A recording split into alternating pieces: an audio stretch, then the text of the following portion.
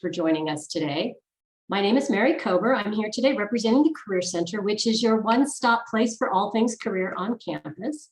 So glad you could join us today. Our guest presenter is Lauren Enneking. She is here from City Year, and she's going to provide all sorts of wonderful information for you on how to build that resume. So just a little bit of housekeeping. During the presentation part, we do think it works best just from a connectivity standpoint to keep muted and video off. But once the presentation is over, we would love to have conversations with you, and please feel free when we get to, if you want to ask questions, you can post them in the chat while Lauren's presenting, and maybe unmute after that works for you, Lauren? Yep, all righty. Well, without further ado, welcome, Lauren, and thank you so much for sharing your expertise with our students today. Thank you, thank you. Thanks so much for having me. I am going to share my screen and start presenting. Okay, can you see it okay? Yes, awesome. Okay, thank you. Great. Well, thanks again. My name is Lauren Enneking. I am a recruiter for an organization called City Year. It is an educational nonprofit. We hire AmeriCorps members, and I'd love to speak to you about that at a different time, but I'm here today to talk about a resume. So just some kind of like quick facts about me. Like I said, I'm a recruiter for City Year. I use the pronoun she, her, hers. I work for the West region of our organization. I live in San Francisco. So today, just kind of going over the agenda, what you can expect from this call. First, so resume 101 here, we will go over the goals for a resume, talk about kind of like take a step back and center and just make sure we're all on the same page about what the goal of a resume is.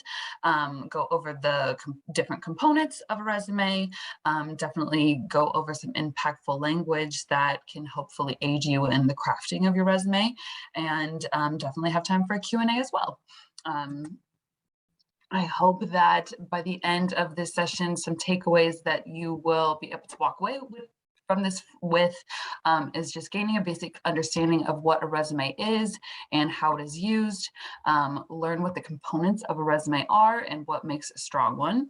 And then definitely we will also practice looking at some resumes and give you some prompting questions about how you can update yours to make it more effective. Okay, so to start us off here, what is in a good resume? I'm going to, on the next screen, provide you with some, like 2 different examples of a resume. They're going to be generally the same content, but have some differences. And I would love if you would share in the chat kind of some things that you notice.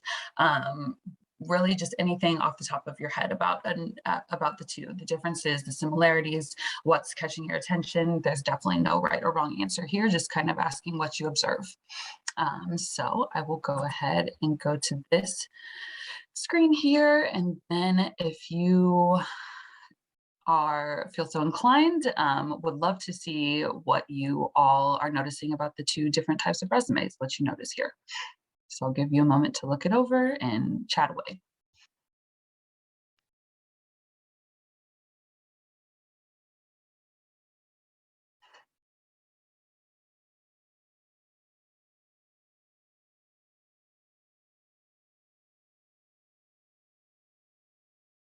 Awesome, thank you, Megan. I see your comment in the chat, organization and spacing. Yes, also Sarah, thank you. The lines are different on each one. Evelyn, thank you. The right one is easier to read. Yes, definitely. I think that is my main takeaway from these 2 different examples as well. Just the right one, I'm definitely going to spend more time on. I'm going to look at it because it is just arranged easier. I see some more comments. Left one should be bolded differently, definitely, because you know, just the way that your eyes move across the one on the left with all of the text closely together is just a little harder for your brain to digest.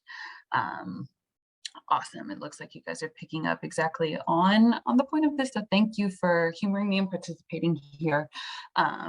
Yeah, so the main goal here is just to kind of like what we're aiming for here is more of a resume on the right.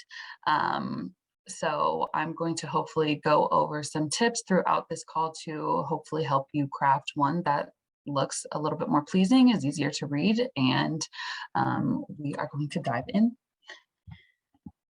Okay.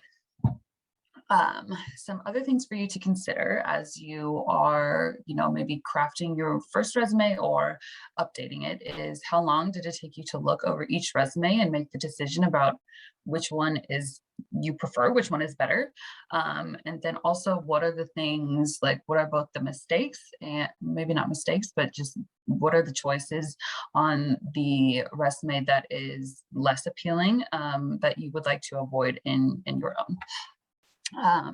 So to help in thinking about how to make your resume the most effective, something to consider is like just to center on what is the point of a resume. And that would be that it is a tracking tool. It's really you on a piece of paper that shows what you have done, where you have done those things, and what direction you are planning on going in, kind of taking into consideration what you've done. So that's really what it is. Less intimidating to think of it in that way, I believe. It's really just you on a piece of paper. And that's really why a resume is important. It is the first opportunity for you to make a positive impression on a recruiter or a potential employer. You don't have the luxury of making a great first impression face to face, usually. So it's really important that your resume can kind of stand in place for all of the amazing qualities about your self that you'll share in person, but that's why kind of it's so important to have an effective, visually and contextually effective resume. It can be thought of as a marketing tool that could be a helpful way to frame how you approach making a resume. It is really just like a piece of promotional material for you yourself as a professional person. It is, like we mentioned earlier, a tracking tool that shows where you have been and which direction you're going. So it can show an employer or a recruiter what you have done. And it can also include, like a statement that helps people understand where you would like to go with all of your experiences. And definitely one of my favorite ways to use a resume is for my own preparation for either a potential interview or networking events. So I think one of the most difficult questions that is asked in an interview or kind of like a more casual networking space is just kind of like a tell me about yourself question, because there's so much to tell usually. And definitely always runs the risk, at least for me, of rambling a little bit. So by using your resume as a preparation tool for yourself before going to an interview or an event like this, it's kind of like you in bullet point form that you can kind of quickly review, remember the highlights of what you would most like to share about yourself, and then kind of go from there with that. And first here, we're going to talk about the design of the resume. As you definitely all picked up in the chat with the first example, the design of a resume is incredibly important. The amount of time that your eyes spend looking at the piece of paper is going to definitely vary by how visually appealing the piece of paper is. So some things to consider in the design of a resume are that it is strategic and persuasive, and not necessarily procedural. So there's not necessarily one specific correct way to design a resume. Definitely there are some tips and tricks that you can use, but there's room for creativity a little bit in how you choose to design your resume. The structure of the resume is really important to consider. And also it's very important to consider having a well-organized skills and activities section in your resume. So that is definitely an area where there's maybe a little less guidance on how to structure it, because everyone's skills and activity sections are a little bit different. But the main goal of having it structured well is hugely important to the design of your resume. In addition to the design, the content itself, of course, is super important. Some things to consider: one, actually like choosing what bulk to put into your resume, is that the sentences or the statements that you're using are concise and focused. So definitely not enough, like a resume is usually 1 page long, so not a ton of room to be writing like long rambling paragraphs about any specific experience. It should be concise, and the words, like each word that you use, should be quite intentional. It should definitely be easy to read in your experience sections. So there's definitely a balance of kind of explaining a specific responsibility that you had in a position in a way that is both professional while not too hard for someone reading it to comprehend. So you don't want to make it too difficult, and you don't want to be too relaxed in the way that you explain those things. So it's definitely a balance. Contains impactful language, which we will definitely go into more in a bit. And finally, the skills that you are highlighting are relevant to the job that you are seeking. So you want to stay away from putting maybe skills that are not specific to any job that you're applying to. Maybe leave those off. Additionally, the essentials. So these are something like, while I said that their resumes are not necessarily procedural, there are definitely some essentials that you want to include in your resume that I think pretty much everyone would agree these are definitely should be included. So that would be your first and last name, your phone number, your email.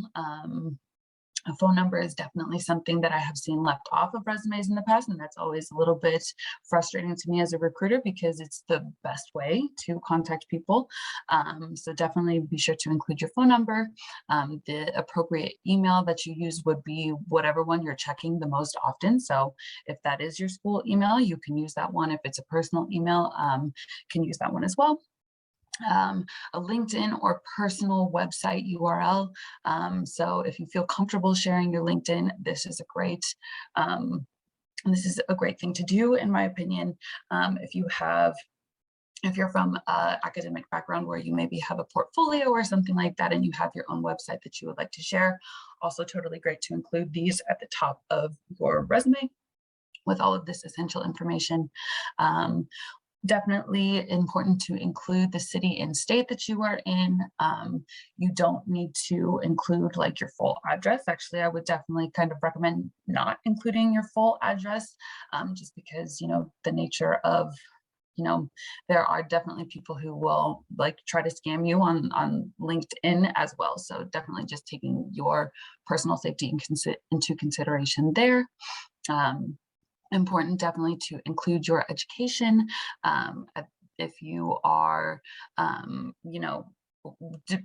regardless of the year that you are in school, you can include, that you will be graduating either this year or a year in the future as like an expected graduation date. So I would definitely include your undergrad experience. Would say that it's not really necessary to include your high school experience at this point. And then, of course, relevant experience for a targeted position. So this is something that can kind of make the process of crafting a resume a little bit tedious, just because if you are applying to a lot of different types of roles, each resume will then be a little bit different in the experiences that you choose to include in that specific resume. So I'll go over that a little bit more as well. A quick question, just Lauren in the chat was asking, how do you recommend they incorporate LinkedIn into that resume? Yeah, great question. Thank you for flagging that for me. I will go back a little bit to our example. So a way that you can include like the essential information is kind of stuff that I'm highlighting up here.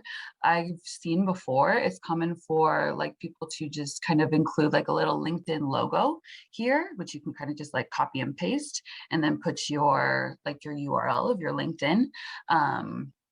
Anywhere up here, you can kind of format it. I would say like it would be important to put it by your phone number, email, contact information. Does that make sense? If not, can definitely address that again later. Okay. Okay. Structure is the next thing we'll be going over here. So the structure is definitely super important, as we've definitely covered already, but so to think about how to go about crafting the structure of a resume, each target section should have header titles. Was definitely a suggestion in the chat that it would be helpful for the different header titles to be in bold, or maybe like a bigger font, like a slightly bigger font, or maybe separated by some white space, whichever way that feels right for your resume. But it's important that they're distinguishable and easy to kind of categorize as header titles as you look throughout the document. Also, ordering the section headers with bullet points and priority given to the most influential or persuasive statements. So, for example, if you are describing your experience working as a server in a restaurant, you would want to, and you're applying for perhaps like a marketing position out of undergrad, you would want to include you would want to arrange the responsibilities that you had as a server, maybe with the skill that you find to be most applicable to the job that you're applying to, and then kind of descend in order of relevance from there. Something to note about the structure is that it's generally advisable to keep your length of your resume to 1 page. Each page, like each resume, usually has about 3 to 4 sections. So that would be kind of like the essential information at the top, your experience being your education, and then like any relevant professional work experience or volunteer experience that you have, and then a skills section at the bottom. And finally, here on this slide, use uncommon experiences to show your value. So these can be included. Some examples here could be class projects, service experiences, student organization involvement. This could look like study abroad experience, anything like that. That is maybe like a little bit harder to fit into one of the more formal sections of the resume, but still, like, still are experiences or skills that you would like to showcase or be considered for the position you're applying for. And Lauren, another question in the chat, this one you might be getting to later, but it's sort of technical. Where do you recommend we design our resume? Canva, Word, etc.? That is a great question. I would say kind of whatever you're most comfortable using. I will go over kind of like touch on the format briefly a little bit, but I would say that in my experience, I use a Word document as kind of like my master copy of my resume, just because it's the format that I'm most comfortable using. Canva is also great. I had never considered making a resume there, but I don't see any reason why that wouldn't work. I would say the most important thing to consider in terms of like format for a resume is just that when you are sending it out to people, the kind of like default format that you would use is a PDF form. So regardless of where you make it, save it as a PDF, the version that you would like to share with people. I hope that made sense. And one more question. Let me know, Lauren, if you want me to hold these till later. They're just oh, this is great. Okay. Can you no longer add high school volunteer experiences for the uncommon experience part? I would say, dependent upon the where you are in undergrad, maybe, for example, if you're about to graduate from undergrad, I would try to shy away from including those in your resume, just because it's a little dated at that point. But if it is something that you would really like to highlight, I would say an experience is better to include an experience from high school is better to include than like the actual high school like you graduated from in your education section, if that makes sense. So this kind of like it's kind of a not super decisive answer, but I hope helpful.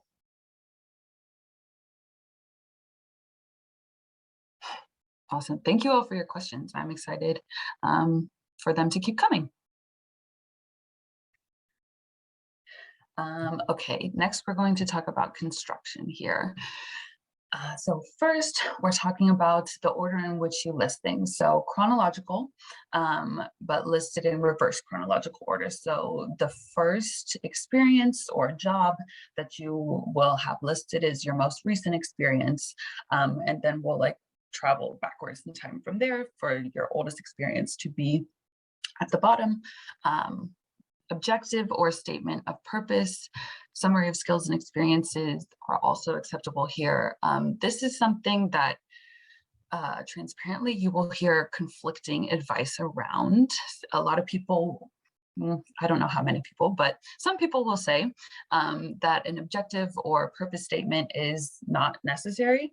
I personally think that they're helpful because they can kind of let the reader of the resume know what types of work you're aiming to do or what your career path is, what you're aiming for in your career path.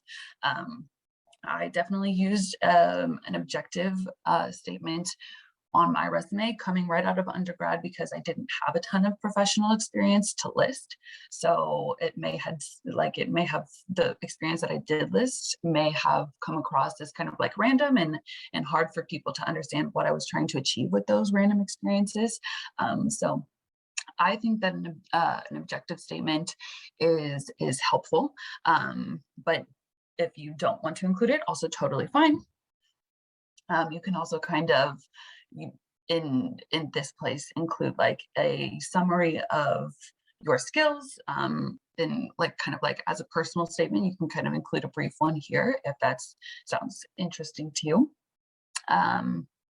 Also in the construction, so the actual content that you will be including in your resume will include, like I've kind of said, your education, work experience, and then any volunteering experience. And then, I should say here, like in the education section, it can include like, of course, the school that you're going to, what you like, the year you will graduate, what you are studying, but then you can also include in like the bulk of your resume, like any specific classes that you took or research that you did, or like projects that you worked on that you feel are really applicable to the position that you're applying for. So there can be like quite a lot can encompass the education section of your resume. Something else to include in the construction of your resume are skills. So this can include a lot of different things. Some things to consider are Microsoft Office skill sets, social media skill sets, definitely super important. Hard transferable skills. This can include things like different languages, if you speak more than one. Any other type of like software that you feel comfortable using. But this is, just kind of, this is kind of a place where you can put a lot of miscellaneous skills that you have that are really, important to you that you would like to continue using, all of that good stuff. Next here, it's important to consider that the content that you're including in your resume reflects the job description of the position that you're applying for. So definitely something that I do before I apply to a position is look through a job description posted, kind of like maybe even pick out specific words from the job description to make sure to include them in my resume and the content in my resume. And kind of just, this is kind of again where I was talking about how tedious it can be to apply and craft resumes because depending on, if you're applying to positions that are different from each other, different types of positions, you may need to craft different types of resumes to reflect, respective skills for each one.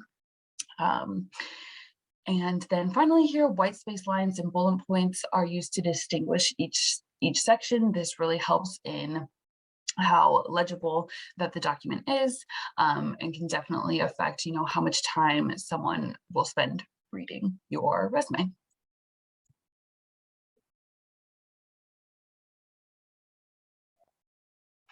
Okay, awesome. Impactful language, definitely really important to consider, and just kind of to contextualize what this means. Impactful language is when you take a responsibility or a duty that you are describing in any of your past experiences, and just providing more context around them and the impact that those responsibilities had.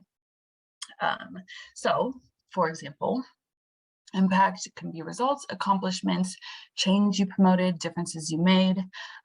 If possible, it's great if you have data to support your claims. So this could look like numbers. This could look like the impact that you had directly on a population of people you were working with. It could look like cash flow or research findings, depending on the specific experience that you are describing. So to give you kind of more of an idea of what that looks like, I will go over an example here. So you can see here that these example 1 and example 2 are the same research assistant example, but they are described in definitely different ways. So the first example 1 here, researched company spending, proficient in SPSS. Okay, like I understand what they're communicating here. Not bad necessarily. And the second example here, assisted professor with original research by analyzing data using Excel and SPSS. Data was later used to find correlations between CEO characteristics and ethical decision making.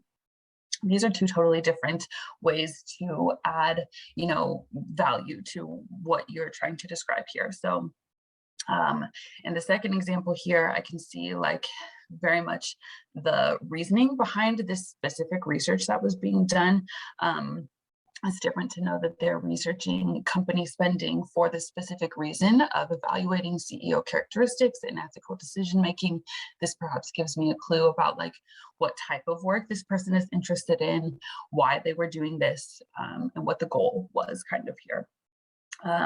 So this is definitely something that I would recommend, like looking through the explanations you've given in your resume behind any specific experience, and then just kind of thinking about why did you have this responsibility? Like what goal were you trying to accomplish in executing this responsibility, and then just trying to figure out how to explain that in a concise way. Okay, awesome.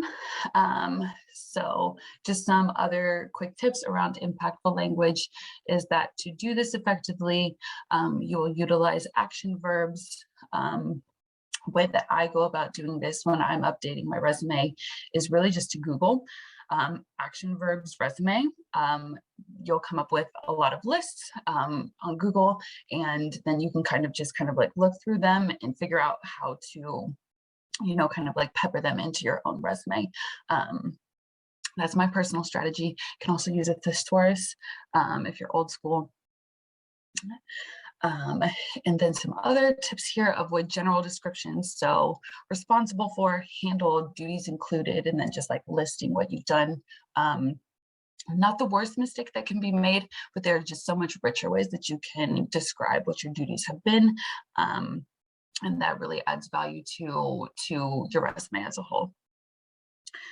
Important with impactful language to focus on the process and not just the results or just the responsibility. Like it's important to take all of it into consideration as a whole, and then to discuss experiences that are relevant, significant, and results oriented. So if there's any part of a specific experience that you've had that may be, maybe a little less relevant to the position that you're applying for, it's okay. You don't have to include every single responsibility that you had in a position on your resume.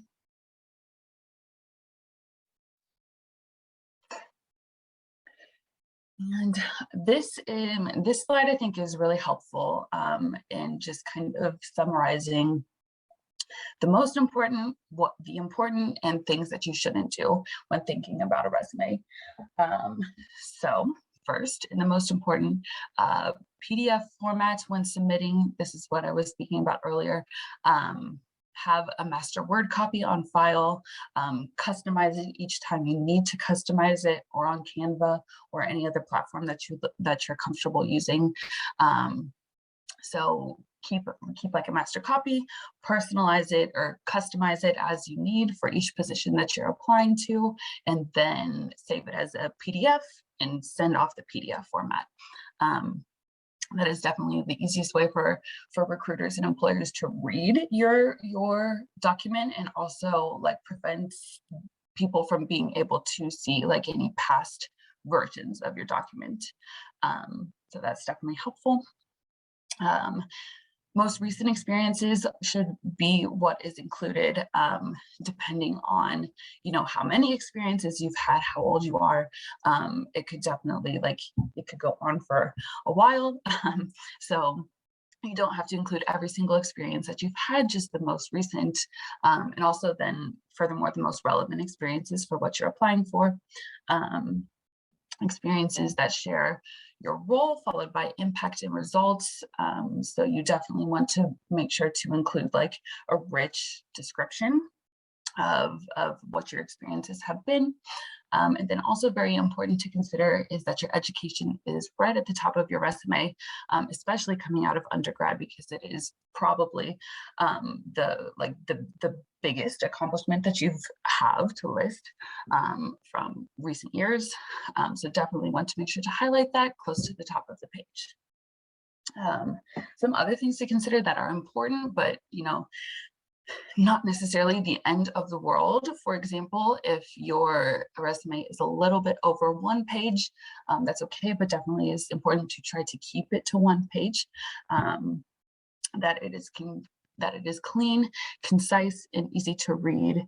That your phone number and your professional email are like both current and on there. Definitely important to use a legible font. So there are a lot of different ones that you can use, but some examples are Arial, Calibri, Georgia. Generally suggested to use fonts that don't have serifs on them. So those are some examples of those. It's important that all of the experiences that you list are relevant. So that kind of goes without saying, I would think. Action verbs to show the reader your responsibilities and duties and the results or the impact, and then unique action verbs for every bullet. This is something that is definitely hard to do when you're initially crafting it, but after you proofread it, go back through it, you'll notice if you are using the word execute a lot, and you can really simply just Google replacements for that word and replace it. And then finally, things to avoid is your full address. Again, want to keep your safety in mind here. So no need to include your full address. No need to include your GPA unless it's a really incredible GPA, but it's not something that in most circumstances people would be looking for on a resume. Experiences from high school. Our suggestion is that you don't list experiences from high school if you are after your second year in undergrad. Personal interests that are just completely irrelevant to the position that you're applying for. Best to not include those. Don't make it too long. So like I said, if it's really difficult for you to condense it down to just 1 page and it's a little bit over, again, not the end of the world, but absolutely don't make it 5 pages long. I promise you that's not going to be read from front to back. Don't include photos.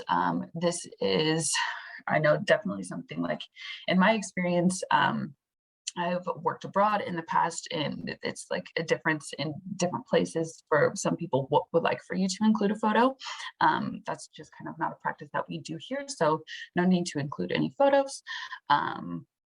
ignoring chronological order is definitely something you don't want to do, because it will kind of make whoever's reading your resume kind of maybe confused and jumping around on the dates and trying to like figure out and piece your story together a little bit more. So best to just do chronological order.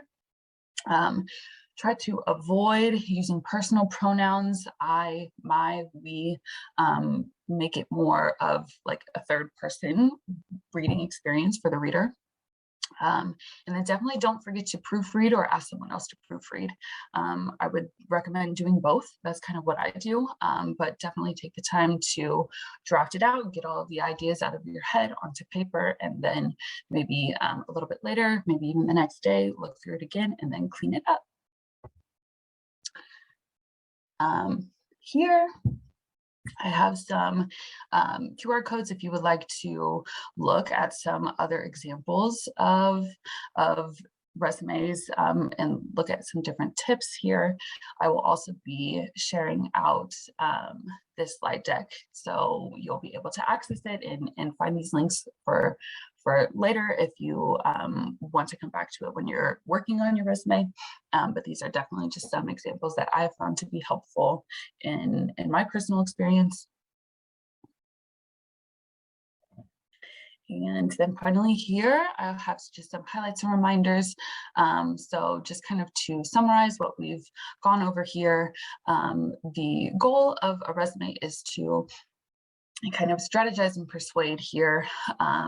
It's helpful to know who your target audience is when you are sending out your resumes. So just kind of have that in mind as you're crafting each resume. Definitely so important to be mindful of your design, structure, and language. I keep using the word tedious here when speaking about resumes, because it really is just kind of a process where every little detail seems to matter a lot. So each word choice that you use, because the word, you only have so much space, so each word choice that you use should be really intentional. The lines that you use should be intentional. The use of bold, the use of a specific font size should be really intentional. So definitely it's just something to be mindful of. Similar to other forms of written work, be sure to set aside time to draft your best document. So like I said, definitely, whatever your writing strategy is, be sure to include time to get all of the information that you want onto your piece of paper, proofread it, and then if you're able to, ask someone else to proofread it as well. Also, something important to remember is that your resume is a living document. It will continue to change throughout your life. So, just like keep in mind that things can be added, things can be taken off as you go. It's always able to be adjusted. And that is kind of, comforting to me in a way. So that's something that I like to remember. And get it reviewed regularly. This is something that you can do, like even when you already have a position or you feel like secure where you're at the moment, like ask maybe a supervisor or a peer, a coworker, to look at your resume, just, to keep it up to date whenever it is that you may need it again. And, really just to kind of review where you've been and where you're going. And then finally here, resumes are a sampling of what you bring to the table. So don't be humble. Like, this is a great place to brag on yourself, to kind of, exaggerate the best qualities that you have and the most important experiences that you've had. So no one is expecting you to be humble in a resume. It is definitely a place where you're able to brag. Is this a good time, Lauren? There's a couple of questions in the chat I wanted to share. Perfect. Yeah. On Handshake, I noticed that it asked for our GPA. Should we add it, or is that not necessary? I would say, like, my personal advice here is that kind of similar here. If you have a really impressive GPA and you want to showcase that, absolutely go ahead. If you have a GPA that, like, if you're looking to get into like a really competitive like grad school program or something like that, and you don't necessarily want to show off your GPA, I don't personally notice when it's not there as a recruiter, if that's helpful. And I can just pitch in there that from our experience with our employers, there's much more of a movement away from GPA because the data shows that GPA does not necessarily mean success and can sometimes get in the way. But with that said, some employers do require it. So it sometimes depends.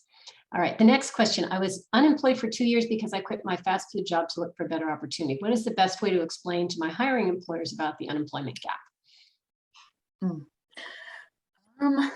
I would say that, this is something that I wouldn't address in your resume. You list your experience as you have it. If it comes up in the interview, I would just be honest about it. But it's something as far as a resume goes, that I don't think you need to include any specific explanation for any gap of time in a resume. And if you're a student, right, it's not really a gap, you're a student, right? There's that. Yeah. No gap right? there. Yeah. Another question, while it does say no personal pronouns, are personal pronouns used in the objective section as an exception? I would say yes, good catch. Yes, I would say in an objective statement, if you're saying things like, I have experience doing X, Y, and Z, I am looking for X, Y, and Z. Yes, I would say that that's okay.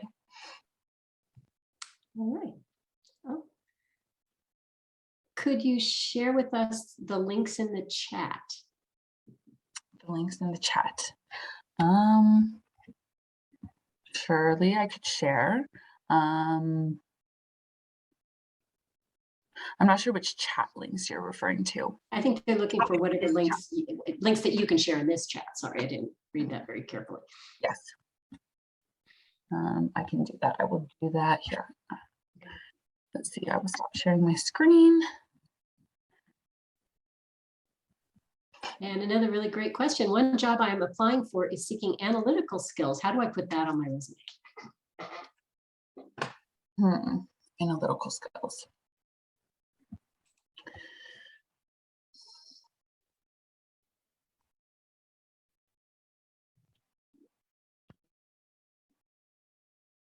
I'm thinking through this. This is not a question that I've gotten before.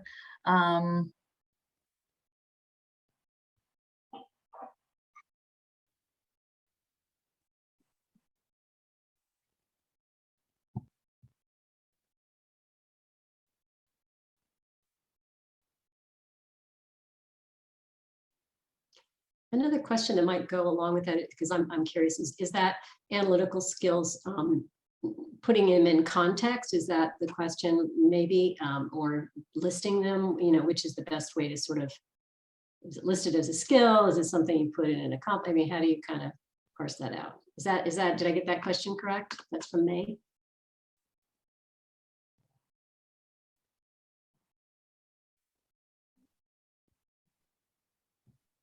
Okay. Okay. Yeah, that context is helpful. So, I would say it depends on, the specific job. But I think that you could include it in the context of any past experience that you're speaking about.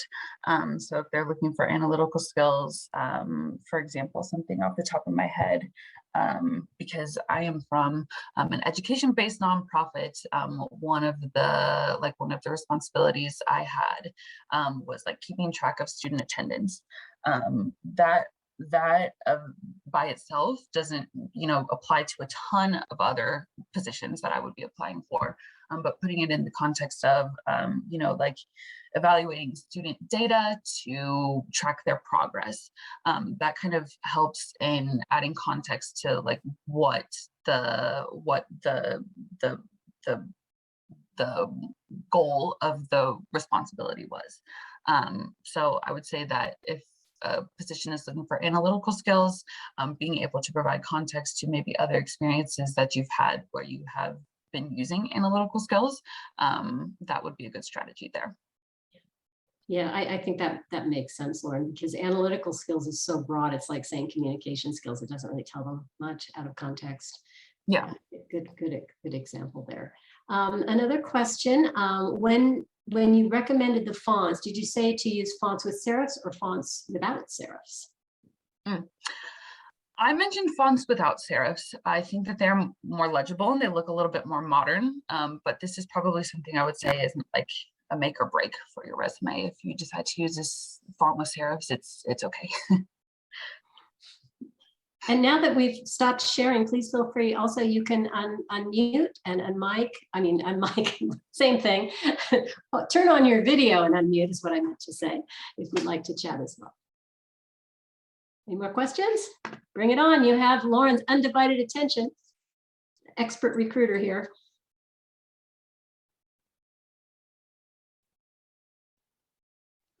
Hi. I noticed that the resume examples didn't have like the 1-inch margins on the side. Is that like just to fit in the image, or resumes can be that big, wide? Good catch. I do think that yes, that was just to kind of fit it on the slide. 1-inch margins are definitely, I would say, help in the legibility of your resume. However, I would say I've bent that rule in the past to include more text. So again, that's kind of like up to your discretion. I would say that's my advice. Mary, if you have differing advice, I don't want to give students wrong advice, but I've personally bent that rule a little bit in the past.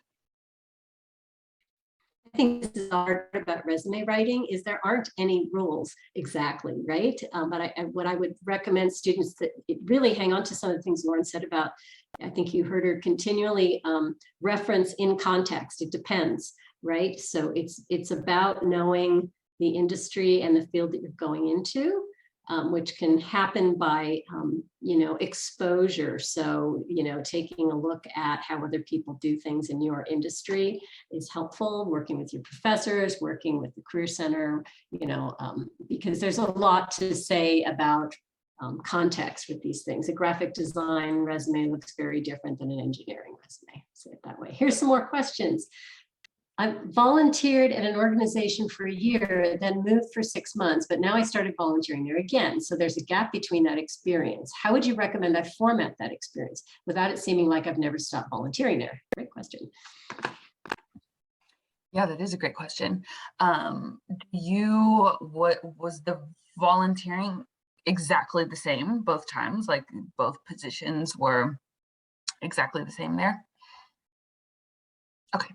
I would say that over here, let me share my screen again, just to make it a little easier.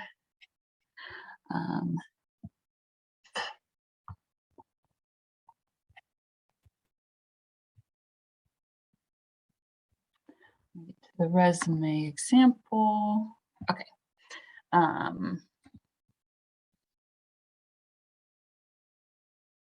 Oops.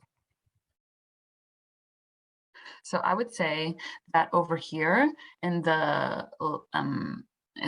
month, you can like simply list like, for example, January to May 2022 or 2021, comma, October to present October 2021 to present. So you can kind of put that there. That's how I would go about it. I know that might end up looking a little more crowded. To combat that, you can always make the dates a little bit of a smaller font to kind of offset maybe like the clunkiness that might look like. But that's how I would go about that. Another question. I've been at the same company for the past 11 years, and that's pretty much it. Is it a big drawback to not have a ton of diversity in my job experience? I would say that that's quite a strength. I would look at it in that way for sure. It shows that you, were a really trusted employee for 11 years. You had a lot of dedication. And that definitely, yeah, I mean, within those 11 years, surely you have like a bulk of experience to write about within that specific position. So I definitely don't see that as a potential issue at all, quite the opposite. And here's another very relevant question we hear a lot. If we honestly haven't had a lot of work experience while going to school, how should we approach writing our resume? Yeah, definitely. That was me coming out of undergrad, definitely. For that, include, fall back on the education experiences that you've had.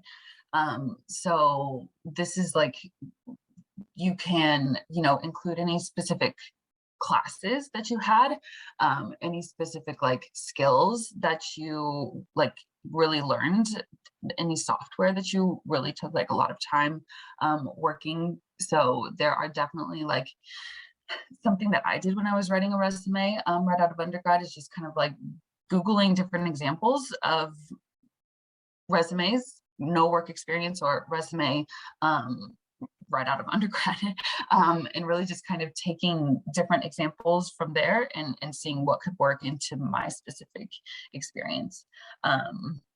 So, and I would say that like also something just to kind of like assuage your concerns, hopefully, is that recruiters, people that are hiring people right out of undergrad understand that for the last 4 years you've been studying. So not expecting you to know everything there is to know about the position that you're applying for already or have 5 years of experience doing so. Hi, And I'm putting some resources in the chat just so you all know, because we do have through the Career Center some software and some things where you can get a hold of some samples. So please take advantage of that too. I have a question. Sure. So if you just graduated with a bachelor's, like how do you like discuss the pay range, or That you're seeking in your position. and how do you like know what kind of pay range you should be getting? Definitely unique by industry. So would recommend just kind of like looking on online, different places like Glassdoor to see what kind of what you should be looking for in terms of pay range. But that is something that I would discuss during like the interview, or not necessarily address on your resume itself.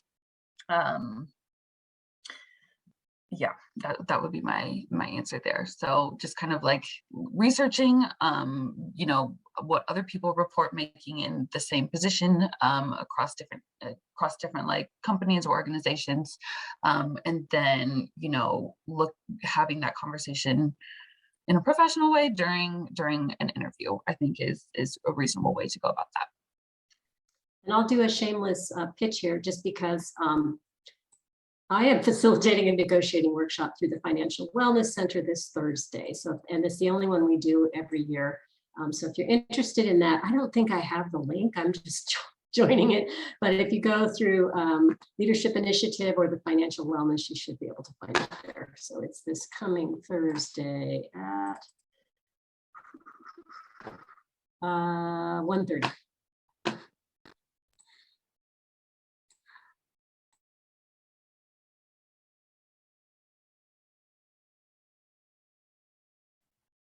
Such great questions today. Anyone else?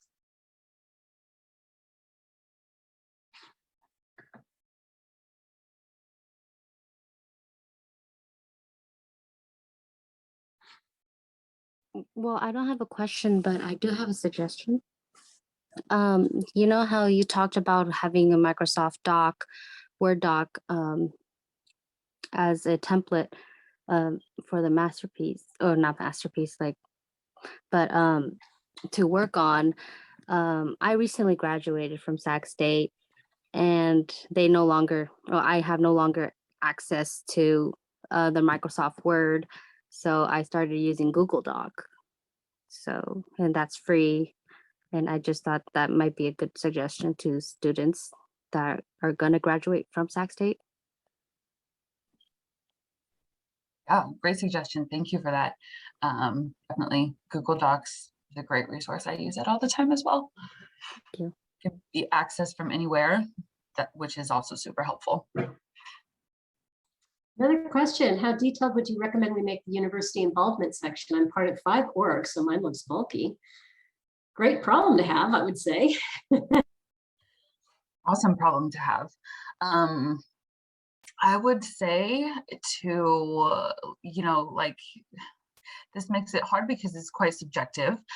Resumes are just like, that's the nature of them. But if you, for example, have a lot of like involvement with student organizations and you don't have a ton of job experience, that's okay, list them all.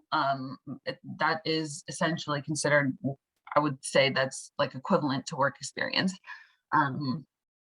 If you do have a lot of work experience that you also want to include, I would say maybe like for each position that you're applying for, maybe choose the student organization that is most relevant for that position and include that one.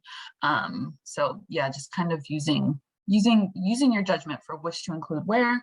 And then if you're, maybe like trying to include a lot of student organizations because there's not a lot of work experience to list, great, that's an awesome way to do that.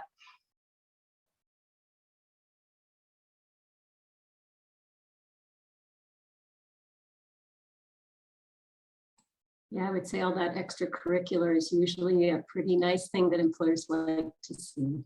Just gives them more to understand about you, so that's great. Well, we're getting up to the end of our hour. Anybody for one last quick question for Lauren? All right, well, I'm just going to say a big thank you, Lauren, for taking the time out to share with us about resume writing. I don't know if you want to say anything about City Year to anyone still on the call, but they're a partner of ours. We've been working with City Year for many years, fabulous educational institutional program, AmeriCorps program, am I correct? Yeah, definitely. I will shamelessly plug. City Year is, yes, an educational nonprofit. We hire people from all academic backgrounds. It's a short-term time commitment of about 11 months. So if you're interested in learning more about this, I will share my information as well as the slide deck with Mary, and would love to connect with any of you who would like to learn more. And just thank you all for having me. Thanks for all your great questions, such a like engaged crowd, which makes this so much more fun. So thank you all. Yeah, thank you, everybody. Have a wonderful day. And please feel free to visit the Career Center if you need support or assistance in continuing to work on this living document that you're getting started with. So we're always here to help. You can make virtual appointments, and we have a lot of really cool stuff available through the web. So please take advantage of it. It's all there for you. Thank you. Have a great day.